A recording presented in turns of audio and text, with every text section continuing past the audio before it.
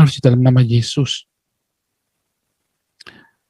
Kenapa? Karena kalau di dalam nama yang lain, kita bisa bikin baik, tapi kita nggak bisa masuk ke dalam kerajaan surga. Itu sudah syarat.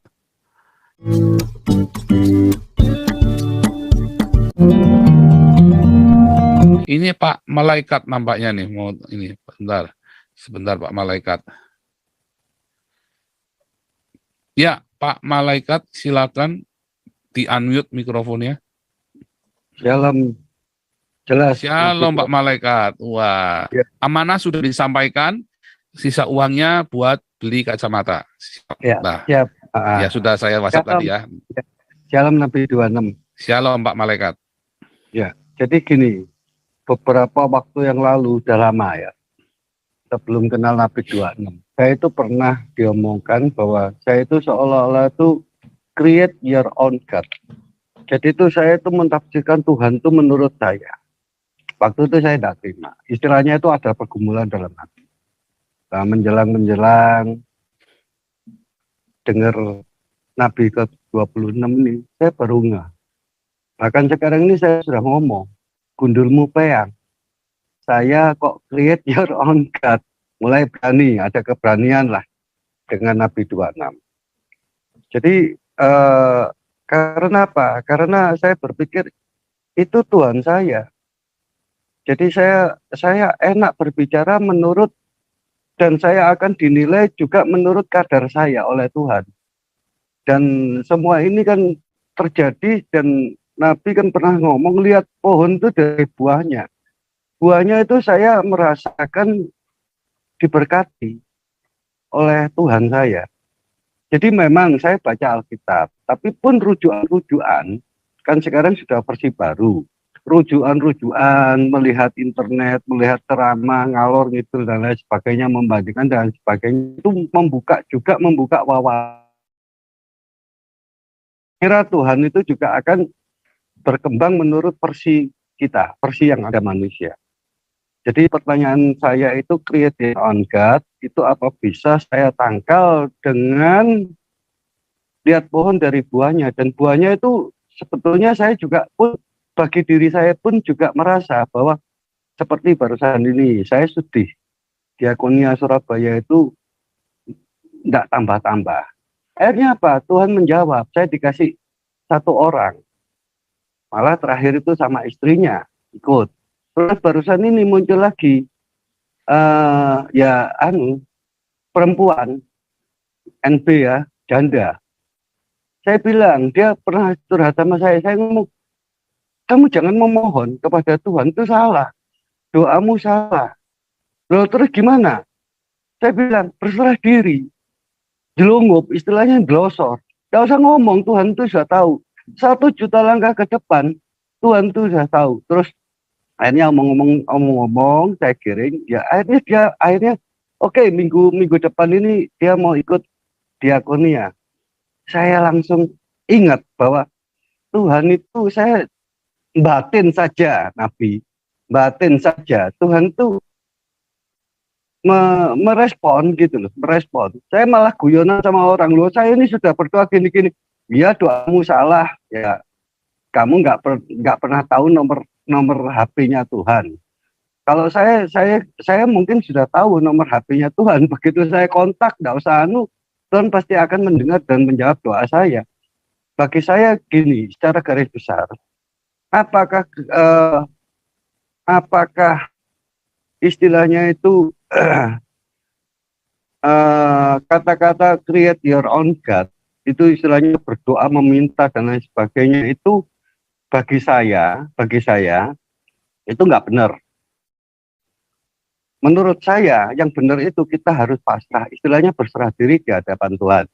Ini mohon diluruskan bila saya ada salah. Nabi ke-26. Terus gini Nabi, saya ini seringkali ngomongan, oh Nabi gini-gini ya, kadang-kadang cemooh gitu loh sama orang. Saya bilang, saya belum juga pernah tanya sama Nabi 26, kriteria Nabi itu apa? Jadi saya bilang, nah itu menurut kebenaran yang membuat kita tuh ngeh bahwa selama ini kita dibohongi. istilahnya dihalu oleh yang sudah ada. Jadi memberikan suara kebenaran. Terus kalau saya ngomong ya toanya itu memang satu tapi menggema sampai ke seluruh istilahnya dunia, terutama Indonesia. Kedua dimusuhi, dihujat orang, mau dibunuh dan lain sebagainya. Ketiga ya mohon beda dengan pendeta yang jam tangannya 10 juta. Terus berani mengasihi, terus menebarkan kebenaran gitu. Jadi kalau gitu pertanyaan saya tambah satu ya.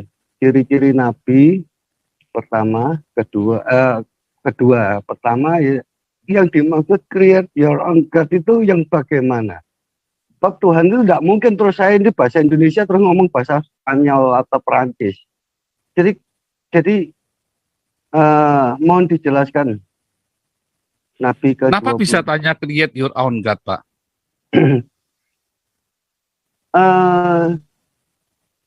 Menurut saya Tuhan itu simpel, Pak.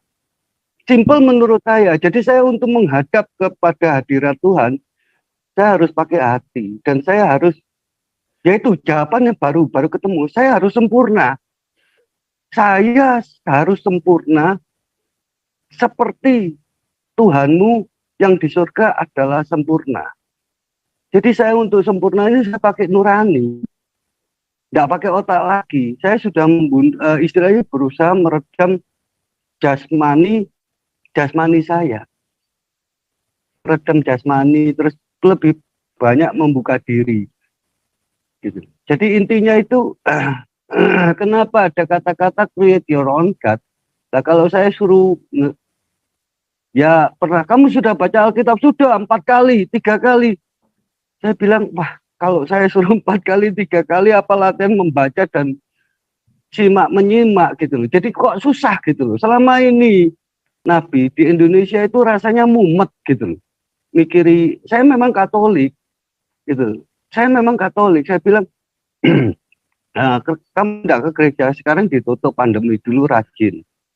Sekarang gara-gara COVID, anugerah Tuhan ditutup. Pengakuan dosa, barusan tempo hari kan dijelaskan sama Nabi. Terus akhirnya saya berpikir Nabi Daud. Nah, itu loh. Jadi pertanyaan saya 2, apakah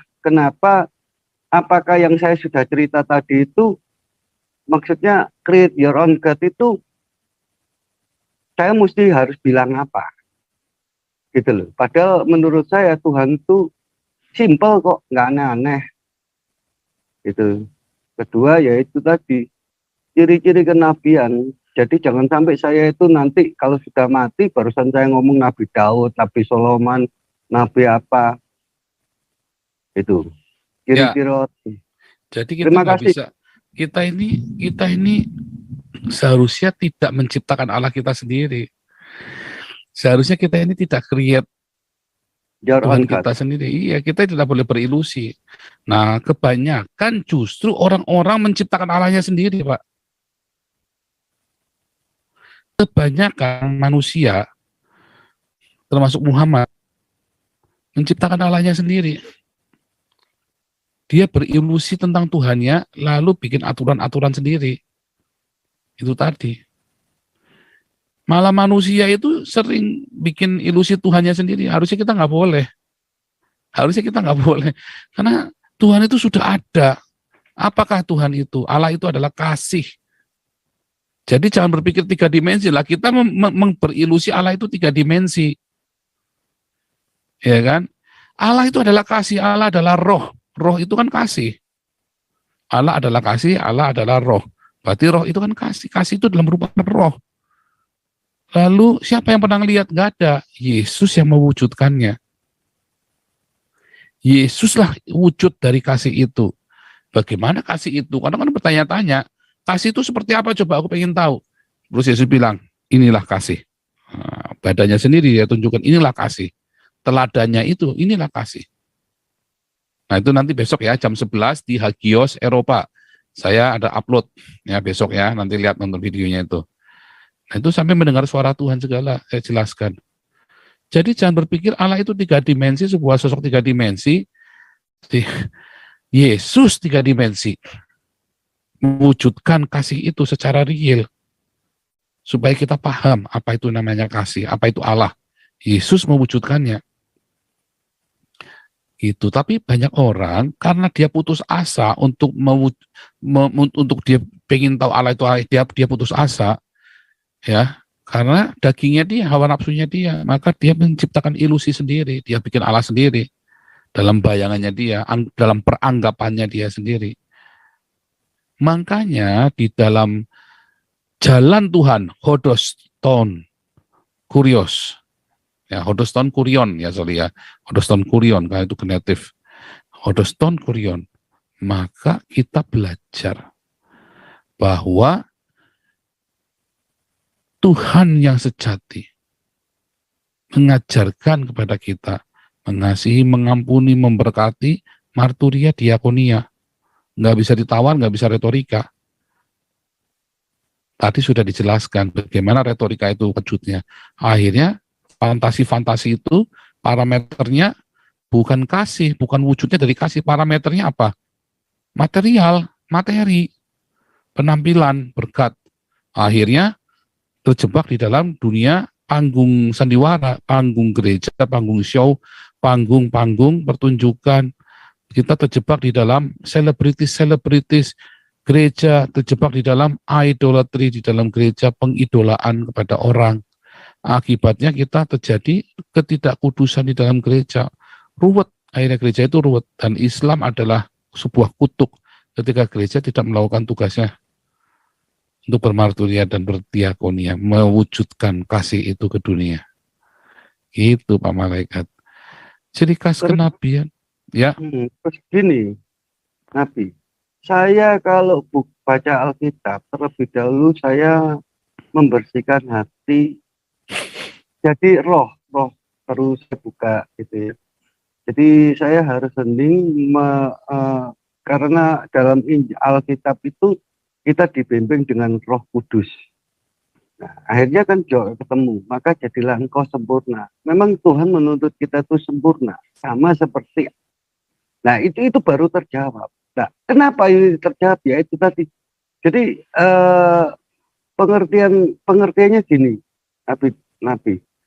Saya itu, apakah Tuhan itu serumit itu, setebal Alkitab itu? Apakah, kan disebutkan akulah jalan, kebenaran, dan hidup. Jadi kita harus nurut, kita harus jalan. Oh, maka dari itu kita akan ngomong, saya sering ngomong, ora et labora, berdoa dan bekerja, berjalan. Jalan kebenaran, benar. Tapi hidup. Kalau seperti pengikut Leah dan disuruh mati bersama, saya nggak mau. Karena tidak hidup gitu loh. Nah, jadi saya tafsirannya itu simple gitu loh, Nabi. Mengapa Alkitab itu tebal begitu 31.000 ayat? Bukan karena apakah untuk mengenal Tuhan perlu 31, bukan. Karena manusia begitu bebal, maka dikasih ayatnya segitu banyak supaya ngerti. Diajarin terus. Yang pertama kan prinsipnya apa? Kasihlah Tuhan Allahmu dan kasihlah samamu. Lalu bagaimana Pak mengasihi Tuhan dan sesama? Diajarin dari Kejadian sampai Wahyu. Asalnya kan cuma diajarinya apa? Kejadian, Keluaran, Imamat, Bilangan. Kemudian Ulangan. Ya kan? Diulang lagi kan Deuteronomi, nomon. Tadinya Kejadian, Keluaran, Imamat, Bilangan. Cukup. Masih nggak ngerti juga, diingetin lagi sama Musa. Deuteronomon. Masih ngerti, dibikin lagi kita hakim-hakim. Ini loh akibatnya kalau kamu nggak nurut. Yosua dulu ya. Ya ini kalau kamu nurut nih, Yosua terjadi. Diingetin lagi. Terus di hakim-hakim nggak nurut, dibikin lagi nih hakim-hakim, diajarin. Nggak nurut lagi, nih loh ceritanya Rut. Bagaimana orang yang percaya kepada Tuhan berharap jadilah Rut. Nggak nurut lagi, jadilah Samuel, diingetin lagi tuh raja-raja. Jadilah dia Tawarik, tuh raja-raja. Kemudian kita para nabi diingetin terus. Makanya jadi tebel. Karena manusia bebal, makanya Alkitabnya tambah tebel. Al-Quran kembalikan kita ke zaman Nimrod. Padahal Yesusnya sudah bilang, simple, kasihlah Tuhan dan kasihlah sesama. Lalu Muhammad ngajari, oh jangan, potong tangan. Nah, Tuhan, nanti kalau kamu di sini kamu nurut sama syariatnya saya, nanti kamu dapat pahala 72 bidadari seks di sana. Yesus bilang, kamu sesat. Karena di surga tidak ada kawin mengawinkan. Makanya Yesus bilang Muhammad sesat. Gitu. Ya, Jadi ya. Alkitabnya tipis, Pak. Yang dihafalin cuma kasihlah sesama manusia, kasihlah Tuhan Allahmu, dan kasihlah sesama manusia. Kan tadi sudah diajarin bagaimana cara mengasihi sama manusia. Diakonia. Bagaimana cara mengasihi Tuhan yang tidak dapat dilihat oleh mata. Dengan berdiakonia kepada musuh-musuh kita. Ya, Ya kan? ya. Dan bermarturia, kita memberitakan keselamatan itu di dalam nama Yesus. Dan memberikan pengampunan buat orang-orang. Kan simpel kan sebetulnya kan, tetapi karena kita bebal dikasih contoh yang banyak, tiap hari diingetin, tiap hari dikotbahin, pagi, jam 4 pagi, tiap pagi dikotbahin, supaya kita ingat dari cita-cita yang ada di Alkitab, yang bukan katanya-katanya, karena studi kasus kan, ada ini cerita ini loh, ini ada cerita yang begini, bagaimana, terus, karena masalah kita banyak, bagaimana kita mengejawantahkan, mempraktekkan, mengasihi Tuhan yang tidak kelihatan, dan mengasihi sesama, makanya diajarin terus tiap pagi, Pak. Begitu, Pak. Ya, ya. Simpel ya. Jadi saya kalau simpelnya itu gini, Nabi. Saya memandang semua orang ya itu sebagai Tuhan saya. Jadi itu memang dia diciptakan oleh Allah Bapa, oleh Tuhan, oleh Allah Bapa.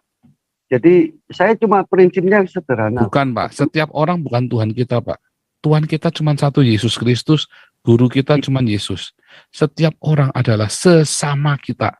Kalau kita ingin orang lain berbuat sesuatu kepada kita perbuat yang sama kepada orang itu. Itulah mengasihi sesama. Jadi gini, Nabi. Saya belum tahu. Jadi saya kembalikan bagaimana saya bisa berpulang kepada Allah Bapa. Kalau saya bohongi ciptaannya, itu yang menjadi dasar. Kedua, bagi saya Tuhan itu nanti ya pernah lah saya debat masalah Isa dan lain sebagainya, bla bla bla. Akhirnya saya baru ngeh bahwa disebutkan bahwa akulah jalan, kebenaran, dan hidup. Jadi itu yang dipegang. Soal nama Tuhan mungkin bisa Gusti, mungkin bisa siapapun lah, God, apa-apa. Jadi Tuhan dalam pengertian saya, ini maaf ya, itu adalah bisa siapa saja. Toh juga pernah Nabi 26 juga katakan kan disebut Tuhan, ya Yahweh apa-apa. Ya saya memang kurang ngerti, kurang mendalami itu. Tetapi saya kalau berhitung itu dengan roh kudus makanya dari itu saya harus seringkali menyucikan roh kudus, roh hidup saya dengan bimbingan roh kudus. Mohon Nabi dijelaskan. Nah ini ya. Supaya pengertian atau anu itu kita bisa mandiri. Ya. Matius 7 ayat 12. Segala sesuatu yang kamu kehendaki supaya orang perbuat kepada kamu, perbuatlah demikian juga kepada mereka. Itulah isi seluruh hukum Taurat dan kitab para nabi. Simpel sekali. Jadi kalau pengen tahu isi seluruh hukum Taurat dan para nabi, intinya cuma ini saja, Pak. Kalau kamu pengen orang lain berbuat kepada kamu berbuat sama. Kalau nggak pengen dicubit, jangan nyubit. Kalau pengen kamu dihormati oleh anakmu, ya kamu harus menghormati orang tuamu. Kalau kamu ingin dipelihara anakmu di hari tua nanti, maka kamu pelihara orang tuamu sekarang, jangan pelihara pendetamu. Pelihara orang tuamu. Kalau kamu pelihara pendetamu, nanti anakmu akan pelihara pendetanya dia, bukan pelihara kamu. Pelihara orang tuamu sekarang, tunjukkan kepada anakmu, kasih teladan, tunjukkan di depan matanya anak-anak, bahwa kamu pelihara orang tuamu dengan penuh cinta. Segala sesuatu yang kamu kehendaki supaya orang berbuat kepadamu, perbuatlah demikian juga. Itulah seluruh isi hukum Taurat dan kitab para nabi. Itu begitu. Itu yang pertama, ini sudah ditulis. Makanya dari mana ilmunya kita? Jangan berilusi. Ya, Pak Jenderal, ndasku, Alkitab sudah ngasih tahu caranya. Simpel sekali. Cuman kitanya banyak muter-muter. Akhirnya kita nggak ketemu. Ini simpel sekali. Lalu pendetanya ngajari, oh yang penting perpuluhan dulu, nanti orang tua diberkati. Gundulmu peang, nggak akan. Yang penting orang tuamu dulu, baru perpuluhan. Ini perkataan Nabi ke-26. Yang penting orang tuamu kamu pelihara dulu, baru perpuluhan. Serius. Orang tuamu pelihara dulu dengan sungguh-sungguh, baru kamu kasih ke Damaris. Itu baru benar. Wah, orang tua saya kurang ajar, Pak. Tetap itu orang tuamu. Tetapi tidak harus kamu turutin, ya kan? Kalau kurang aja jangan diturutin. Tiba-tiba kamu kawin sama itu tuh, sama sana, tetangga sana yang Islam, ya jangan diturutin. Tetapi untuk memelihara mereka itu kewajiban kita. Karena saya punya orang-orang yang orang tuanya kurang ajar dan bertobat karena melihat anaknya ini yang baik. Itu isi hukum Torah dan kitab para nabi. Jadi nggak usah kemana-mana, jangan berfantasi. Masuk sini, ayatnya sudah ada, hukumnya sudah jelas. Inilah yang diajarkan Tuhan Yesus. Kedua, nama Yesus. Oh, itu wajib. Ya, mengapa harus nama itu? Nah, saya tunjukkan nih. Kisah Rasul 4 ayat 12. Dan keselamatan tidak ada di dalam siapapun juga selain di dalam Dia. Sebab di bawah kolong langit ini tidak ada nama lain yang diberikan kepada manusia yang olehnya kita dapat diselamatkan. Ini yang ngomong bukan Paulus, ini Petrus. Jadi tadi di YouTube bilang itu ajarannya Paulus, salah. Ini Petrus yang ngomong. Tidak ada keselamatan di luar Yesus. Yesus berkata, aku jalan keselamatan. Ya, namaku, itu penting, nama Yesus itu. Di dalam nama Yesus, ya. Tempo hari kita ada belajar, ada murid, itu doa fajar ya, ada murid, ada orang-orang yang bukan murid Yesus, mengusir setan di dalam Yesus. Karena harus di dalam nama Yesus. Kenapa? Karena kalau di dalam nama yang lain, kita bisa bikin baik, tapi kita nggak bisa masuk ke dalam kerajaan surga. Itu sudah syarat. Kita bisa bikin baik, tapi nggak bisa masuk surga. Kita bisa menuai kebaikan di muka bumi ini, tapi nggak bisa masuk ke dalam kekekalan. Karena kekekalan sudah disabotase sama setan. Dan setan ini sudah membeli seluruh umat manusia ketika manusia menggadaikan hidupnya melalui Kain. Dan Kain beranak pinak dengan anak-anaknya dari anak-anak Allah. Anak-anak manusia, Kain, beranak pinak dengan anak-anak Allah.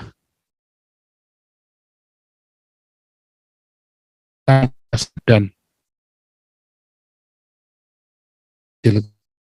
orang-orang yang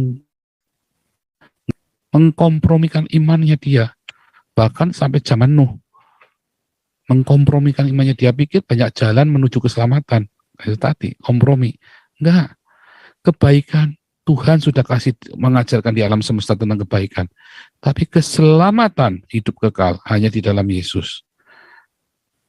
Itu bukan penistaan. Loh, kalau kita mau bikin baik, makanya saya bilang untuk berhidup bernegara, bermasyarakat, Pancasila sudah lebih dari cukup. Karena Pancasila, apa yang diajarkan Pancasila ada di dalam Alkitab. Tetapi untuk keselamatan hanya melalui Yesus. Tugas kita hanya memberitakan, bukan mengkristenkan. Karena yang akan menggerakkan hati orang itu Roh Kudus, bukan kita. Makanya saya tidak setuju orang yang memberitakan Injil dengan membawa-bawa ayat Al-Quran. Saya nggak setuju. Iya. Karena kita diselamatkan bukan karena kepintaran kita. Yang penting kita memberitakan tugas kita. Dan kekekalan itu hanya ada di dalam Yesus. Gitu. Itu ya, Iya. Pak. Terus Nabi itu identik saya menyuarakan kebenaran Ya. dan untuk hidup, kebenaran dan hidup yang selama ini kita memang dibutakan. Ya. Ya jujur saya ngomong. Ya. Makanya nanti ada orang-orang, ya, ada orang-orang yang hidupnya sudah hancur, maka di dalam nama Yesus itu orang-orang itu akan dipulihkan, memperoleh jalan, memperoleh kehidupan, memperoleh kebenaran.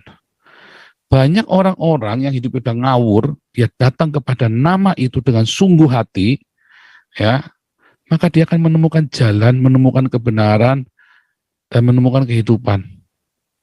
Menemukan jalan, hodos. Menemukan jalan buat jalan hidupnya dia. Tadinya dia nggak karu-karuan, nggak tahu mau kemana. Begitu dia ketemu Tuhan Yesus dengan sungguh-sungguh, dia akan menemukan jalan hidupnya. Kemudian dia akan menemukan aletheia, ketulusan hati, kemurnian yang sejati. Kayak saya, tadinya saya bingung. Saya jadi pendeta pun tahun 99 saya bingung. Begitu saya menemukan jalan itu, ya ini tracknya, saya masuk jalan itu. Dan saya masuk ke dalam kebenaran yang sejati. Nggak akan diombang-ambing lagi, nggak akan bingung lagi. Akhirnya saya memperoleh kehidupan yang sejati. Itulah aku jalan kebenaran dan kehidupan. Itu maksudnya seperti itu. Hanya di dalam nama Yesus. Kalau di dalam nama lain, ya Anda tetap akan ada keraguan di situ. Ya, dan Ya. begitu ya. Ya. Kenabian, kalau bagaimana kita taunya itu nabi apa enggak?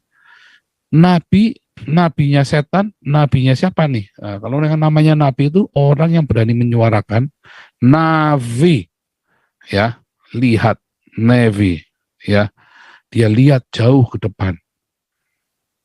Dia tahu apa yang terjadi. Mengapa? Karena dia punya kecerdasan spiritual quotient. Dia belajar terus. Dan kalau perlu dia pertaruhkan hidupnya buat yang dia belajar. Makanya dia punya berpikir berbeda. Karena dia melihat apa yang orang lain lihat. Navi, dia melihat. Makanya disebut navi. Nah, kalau ada kata navigator, artinya alat untuk melihat. Navigator itu kan. Kalau di kapal itu ada navigator, atau di mobil navigator. Nah, itu alat untuk melihat. Nah, untuk menuntun itu kita, nabi ini yang akan memberikan tuntunan. Tuntunan kemana? Kepada kesesatan atau kepada kebenaran? Nah, tergantung. Kalau nabi ke-26 memang tugasnya meluruskan, ya, agar orang Indonesia dilepaskan dari framing-framingnya Muhammad dan dari konsep-konsep cabulnya dia yang sekarang ini sedang membabi buta di Indonesia. Gitu ya. Ya. Lanjut dulu ya. Oke. Terima kasih. Iya, luar biasa Pak Malaikat, tetap semangat. Saya berharap ini Semarang juga bisa berkembang dan Surabaya kita, karena saya berharap bulan awal semester awal ya kita bukan cuma 2.000 tapi bisa 3.000 ya, dan akhirnya tahun depan kita bisa sentuh 5.000. 2022 touchdown kita 5.000. Saya berharap di semester ini, semester pertama kita bisa sentuh 3.000. Ya, doakan terus ya donatur, ya kiranya Tuhan Yesus gerakan hati para donatur supaya ya Desember ini kita stabil di 2.000 tiap hari, Januari kita touchdown ya 2.000, Februari kita 3.000 sebelum kita audit. Ya, karena nanti kan Maret kan bulan audit untuk bikin laporan. Oke, kita lanjut dulu nih, Pak.